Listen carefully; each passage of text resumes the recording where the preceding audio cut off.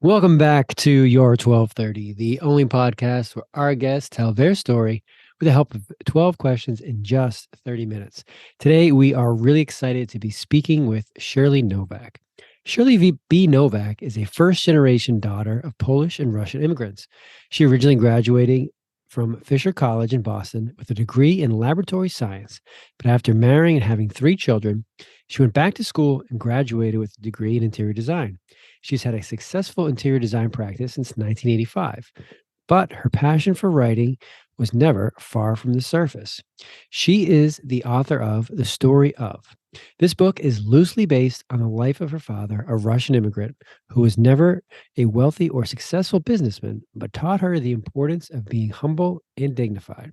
She has always wanted to write this story, even though much of it is fictional, but it is an homage to her father and has become a labor of love. Shirley resides in Framingham, Massachusetts, with her husband Barry and their precious Havanese Stevie Nicks. Really excited to be speaking with you this evening. Thank you. So that is quite a bio, and you've had many different lives, careers, whatever you want to call it. When you meet someone new, how do you introduce yourself these days? I just introduce myself and let them take it from there. I love being thrown into a group of strangers. There's nothing I like better than being thrown into a group of people that I've never met before because I love to find out about them. And in retrospect, I like them to find out about me.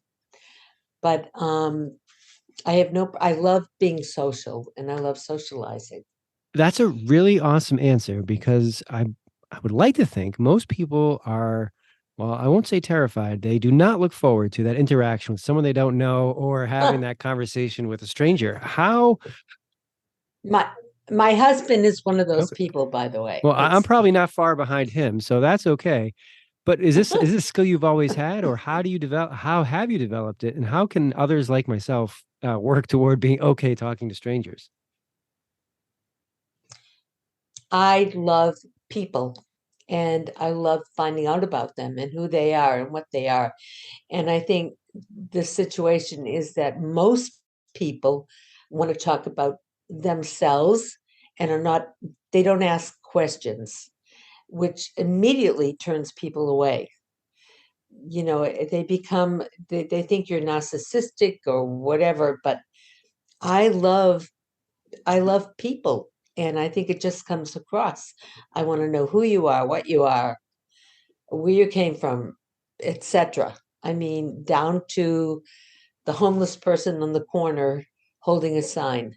Literally, I just want to find out what makes someone who they are and what they Well, are. I think you nailed it there with those kind of two things that if you ask the right questions, people will happily talk to us. So even if it's somebody we don't know that well, if you ask the right questions, listen and kind of steer them towards telling stories about themselves, they'll open up. And that kind of second piece, everybody has a story to tell. So if you are, pushing the right buttons or inquiring about what may have happened in the past, what got you to this point, regardless of who you're speaking to, you'll probably hear something you weren't expecting or have some good follow-up questions. Um, kind of with that, and You- looking at Okay. your background, you've had, we'll say, three careers that almost center around asking good questions and being able to communicate them well. From a science lab background, there are your hard, fast, black and white questions.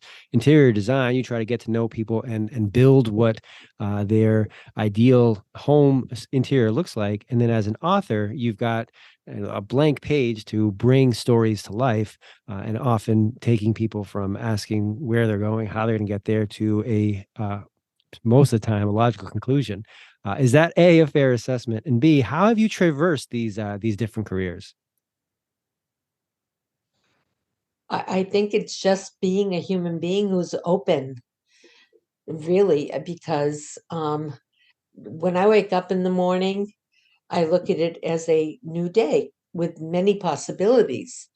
And there are always opportunities coming along, and you have to grasp them and execute them and not be afraid. I mean, you can't be afraid of failure. when I got my very first job at BU Medical Center, working with the pioneers in fetal immunology, they wanted someone with a master's degree. I had an associate's degree. But I researched them and I found out who they were before I met them. And they hired me because they said my enthusiasm, they could not pass up my enthusiasm. And they hired me. And it was the most amazing situation. And I have found that true. And if people really want something, or if they really believe that they can attain it, it comes through. That's all. It just, there's never say never. Okay, so that's good advice about, especially a lot of people will get to a point. It's like, well, I'm not qualified for this job. I don't have what they're looking for. But kind of going that extra step, understanding what would be helpful to them, knowing who they are, and what will kind of set you apart, got you in the door there at BU. Um, Mm. Changing gears for a moment, let's talk about the book, because when we first talked, I really found it fascinating the way that it's structured, that it's semi-fictional, semi-truthful. How A, how do you describe it? And then how did you figure out that this is how I want to tell my story? This is the best way to get this amazing story across. My father died in 1984. Very suddenly, he dropped dead. And I found out after he passed away that he had been raped by a Polish soldier in a brothel. And after researching and finding out his complete story, I decided that this is a story that had to be told. Because growing up where I grew up in Boston, everyone was an immigrant, everyone was first generation, and they all had stories. Their parents all had stories. My father's was a little different because he grew up, he spent 3 years in a brothel taking care of his 9-year-old brother. And when he was 15, he was raped by a Polish soldier. So that part of the book is true. And I took it from there and made the rest of it fiction. But I had this great base of, him being sent to a brothel. I mean, how many immigrants really were sent to live in a brothel for 3 years and had that happen to them? And I always had a book in me. I always knew I wanted to write a book. And I thought that this was a good time to do it. And I did it. So, And it was a labor, an absolute labor of love. so that you know, it's a very graphic story to begin the novel, and it's one that I'm sure had lasting effects on your father. And then it must have been difficult for you to hear, even as an adult. Uh, how did you decide that this is where the story should begin, or this is where I need people to meet this character and understand this is true, and that I want to tell what comes next? Well, you know what? My father was, he was never wealthy. We grew up very middle income in a Jewish ghetto in Boston. And we never knew we were poor because everybody else was poor. But the one thing that he passed on was that the fact that he was dignified and he was respectful. And the worst thing that you could do was be disrespectful to somebody. I mean, or get bad grades in school. You had to exceed in school and you had to be respectful of your elders. After he passed away, I found out that his story about being raped, and it killed me. It really broke my heart because he was just a sweet, wonderful, dignified human being, and no one ever knew. He never told anyone, and I felt he deserved a story. And I wanted to make it well, I really wanted to make it fiction. I have a brother who is a historian, and he insisted that I make it nonfiction. And I started to do research, all that other stuff. And I said, nah, this is not interesting. I can't get enough in here. and I had a very creative mind. So I used the beginning of the story as his real story. And from that point on, I made it fiction. But it began with the reality of what had happened to him, and it was a real labor of love. He was a great guy. He was poor. He never made a lot of money, but he was very well respected and he was very dignified. So categorizing the book as a labor of love and having it come out over the last few years makes me think that this is something that you've had on your mind for a while, and that you may have had an opportunity to sit down and write, whether it was the not being able to do any, be out in public or be restricted from daily activities. Was there an event that said, all right, I'm going to start doing this no matter how difficult it is, no matter how not ready I feel? Or was this something that kind of just built up over the years and had gained momentum after a while? Well, I started it about 10 years ago and I put it down. And I started it and I put it down. And I felt it had to be nonfiction. And that just didn't work for me. And then COVID set in. And all of a sudden, it was like a higher power came over me. And I sat down at the computer, and every day I wrote. And I just kept writing and writing. And it was like I did not have an outline for the story.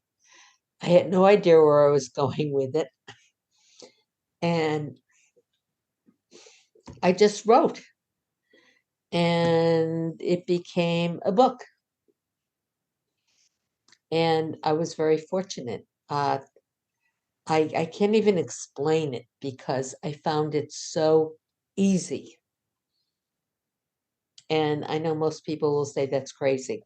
Well, I won't say that's crazy, but I will ask you, seeing that you had a foot in nonfiction, the remainder of the book after the first chapter in being a fictitious tale, being your first novel and coming from a place without an outline, what was some of the first editorial notes or some of the original feedback you got from those who read the book before it was published?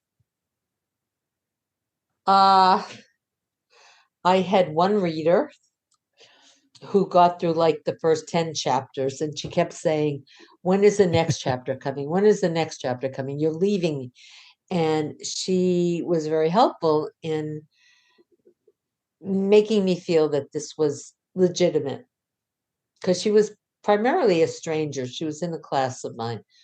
But when the book was done, I did not want to self publish it because I felt that anyone can self publish a book. And I did my due diligence and I researched and I found that there was such a thing as hybrid publishing, where you put a little money up in front. At least I thought it was a little money for what they did.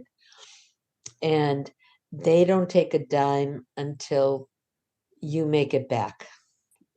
So I said, what do I have to lose? Anyhow, I sent them the manuscript and they called me in 3 days and said, we want to sign you. So I have found this process very, very easy from day one. And I know that's unusual. And I'm writing a second book, and I don't think I'm going to have the same situation. But this book has gotten great reviews. It's an enigma to me because I've never written a book before, but it's gotten fabulous reviews. I'm doing your podcast. I'm doing other podcasts. I'm doing book signings. I'm doing book clubs. And I'm loving every minute of it. It's nothing I ever thought I would be doing at my stage of That's life. wonderful. And from the a pleasant experience and ease that you talk about writing the book to the publisher being so excited to sign you and turning around in 3 days, and then to have the wonderful reviews in the back end. It's a wonderful experience when writing that first book. There's plenty of us who have taken that day, started an outline, started a chapter, and never revisited it. How can you help us get back and just right, especially since the experience was so positive for you? I think it's fear.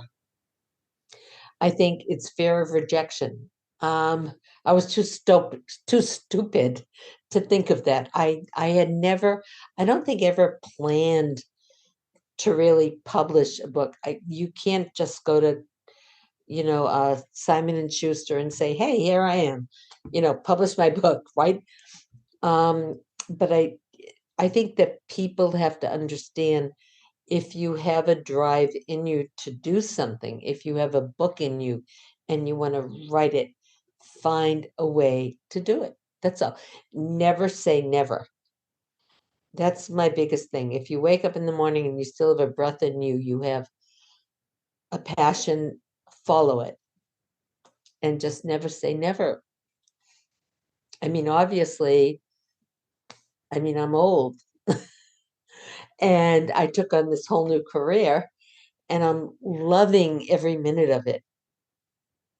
It's so wonderful. I can So, see it as you talk about it. Your face just lights up, and you just beam. So I truly believe that you love it. Um, and you mentioned having a brother who's a historian. So having a story like this and having a sibling with that kind of background, was it helpful to have somebody in the family with notes? You're shaking your head no. Tell me about that. Is there a story that comes from that those back and forth? no, because he is a historian and he is a very well-known historian and he has published 14 books. And he said to me, "You cannot write fiction. You have to do it. It has to be factual." And that's when I began writing and I put it down and started it and put it down. I said, "That may be your book, but it's not mine. I have a more creative mind. I wanted to make it more interesting." And the only way to do that was to make it non was to make it fiction. And oddly enough, as opposed to, because we're very close, we have the same birthday. We're not twins. He's 6 years older than me. We have the same birthday. And as much as I wanted to make him proud and please him, I said, no, it has to be fiction because I have more creativity to make this interesting.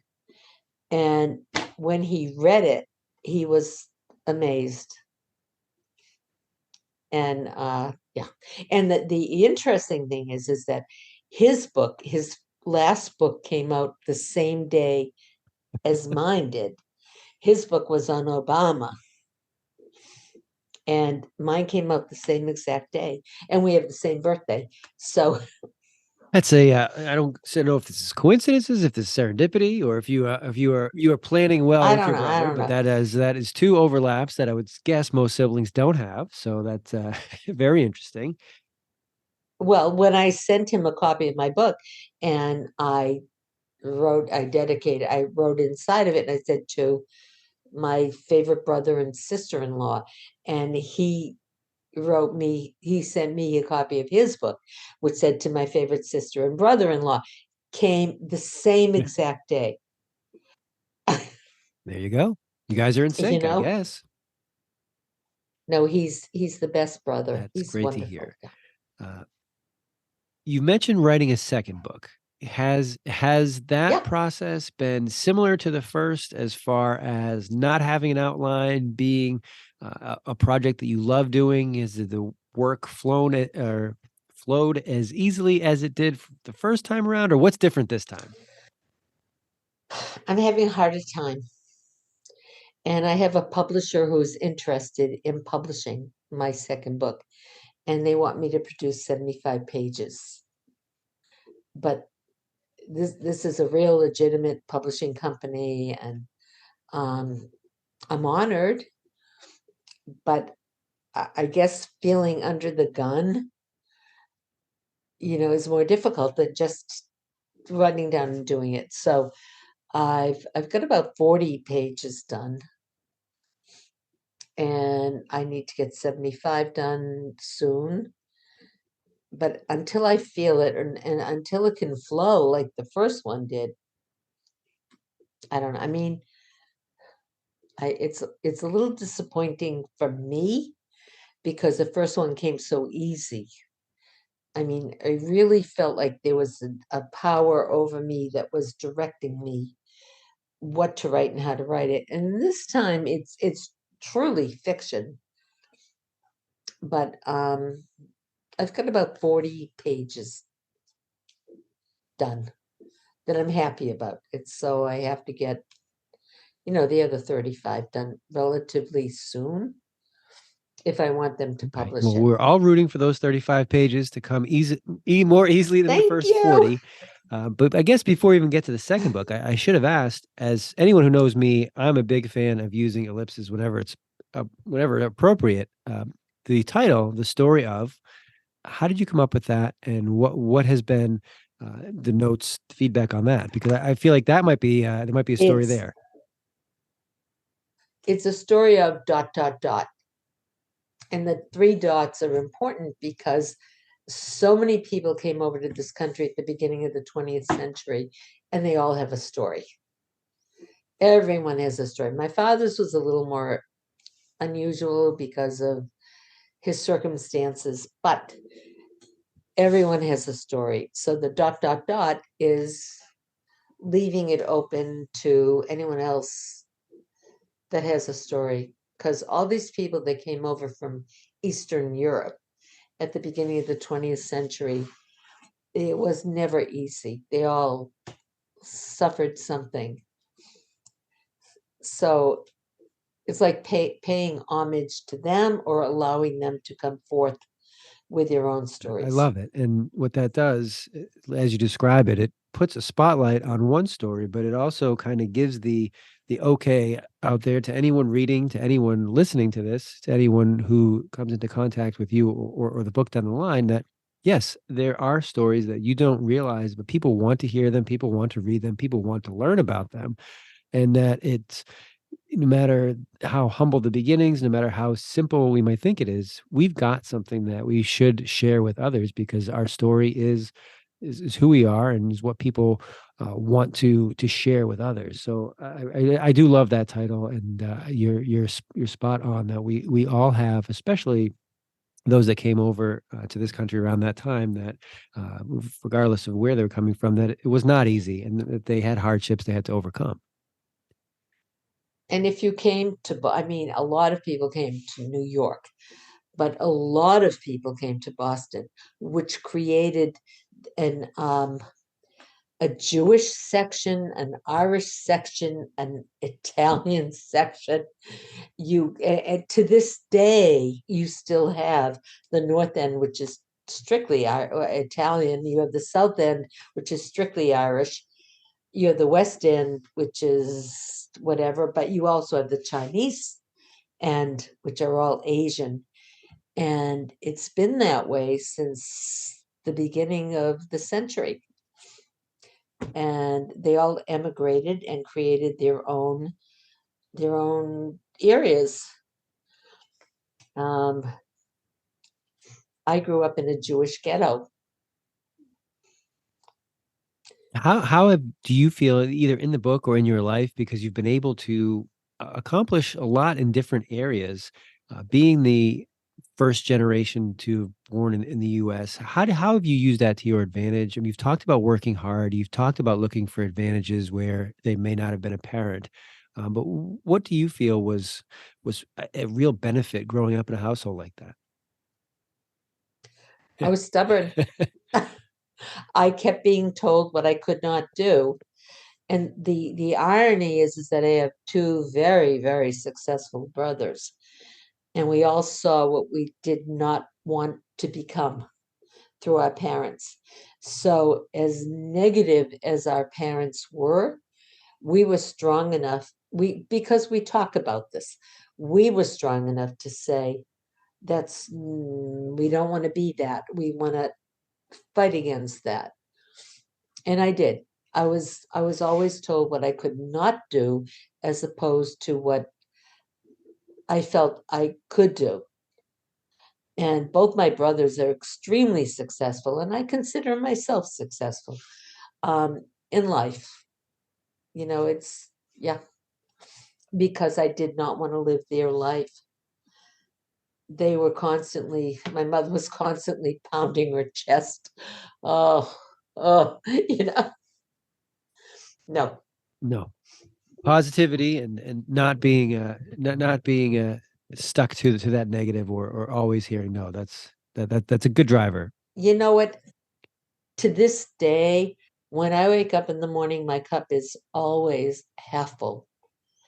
And as long as there's a breath in me, I know that there's a challenge to the day and I can do whatever. And I think that too many people, I mean, there's a lot of depression in this world, and people can't get out of their own way, and it's unnecessary. It's unfortunate. And I wish I could do something about that because, life is to be lived and you have to make the most of what you have. Well said. And I think I have. Excellent. Well said, Shirley. Well, we are coming up on time somehow already. We've talked a good amount about the book. Where can our listeners find it? Where can they connect with you? And when can they expect the second book? You can connect with me on Facebook, Twitter, LinkedIn, uh, Instagram. I mean, Amazon. The book is being sold on Amazon, barnesandnobles.com. Uh, I think I'm pretty much Excellent. out So there. we will post links to all of that, including all the social profiles. Is there any questions that I didn't ask you this evening, Shirley, that I probably should have to tell a better story? The only thing I have to say is that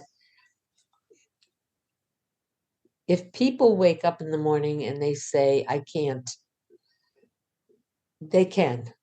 You can. If there's something you want to do in life and you feel that you cannot do it, just try it. The only failure is in not trying. If you try it and you fail, then you've tried, so you haven't failed. Um, I'm still going forward to my next career, which I don't know what that'll be. It's not going to be brain surgery, but I'm not giving up. I mean, I'm 76 years old, and I published my first book at 75.